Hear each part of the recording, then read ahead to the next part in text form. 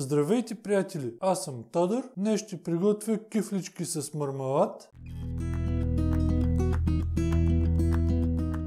Ето и необходимите продукти. За тестото 800 г брашно, предварително пресято, 300 мл топло прясно мляко, 100 г кисело мляко, едно яйце плюс един белтък, 100 г захар, една чайна лъжичка сол, 11 г суха мая, една супена лъжица винен оцет, 50 мл олио, 125 г разтопено краве масло. За намазване един жълтък, една супена лъжица прясно мляко, за пълнежа 300 г шипков мармалад и захар за поръсване. Започваме с приготвянето на рецептата. Към прясното мляко добавяме захарта и сухата мая. Разбъркваме да се разтвори захарта и изчакваме 10 минути да се активира маята. Към брашното добавяме солта. Разбъркваме да се смесят добре. В средата на брашното оформяме кладенче. В кладенчето сипваме киселото мляко и яйцето плюс белтъка, активираната мая, оцета, олиото, маслото. Започваме лека по лека да замесваме. Трябва да се получи гладко, меко тесто. Ето, приятели, тестото ни е готово. Вижте колко е меко и еластично. Не лепни. Сега оформяме го на топка. Намазваме голяма купа с малко олио. Слагаме тестото в купата. Намазваме и тестото отгоре с малко олио. Слагаме капака на купата и оставяме тестото на топличко да втасва за 1 час. 1 час по-късно тестото е започнало да втасва. Още не е втасало напълно, но ще втасва още един път след като оформим кифличките. Сега премесваме го. Изваждаме тестото на плота. Оформяме тестото на топка. Разделяме тестото на 2 равни части и оформяме 2 топки.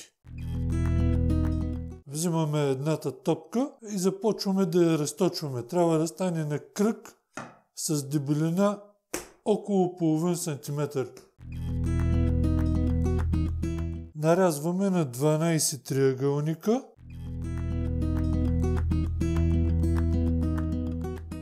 Върху всяко парченце в широката част поставяме от шипковия мармалад. И сега започваме да навиваме внимателно. Подреждаме в тавичка с хартия за печене. Ще направим 4 реда по 6. Общо трябва да излязат 24 кифлички от тази доза. Ето, половината тесто е вече готово, оформено на кифлички. Сега по същия начин приготвяме и втората част от тестото.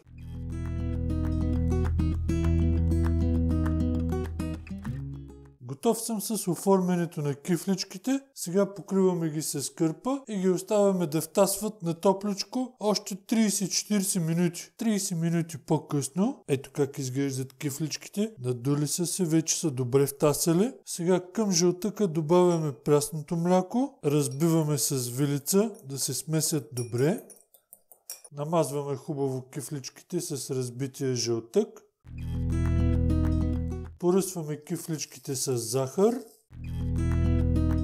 Печем в предварително загрята фурна на 180 градуса, без вентилатор, в долната част на фурната около 25-30 минути. Ето, приятели, кифличките са готови. Преди 1 минута ги извадих от фурната. Вижте колко апетитно изглеждат. Още са много горещи, иначе са супер мекички. Сега нека да видим отвътре как изглеждат.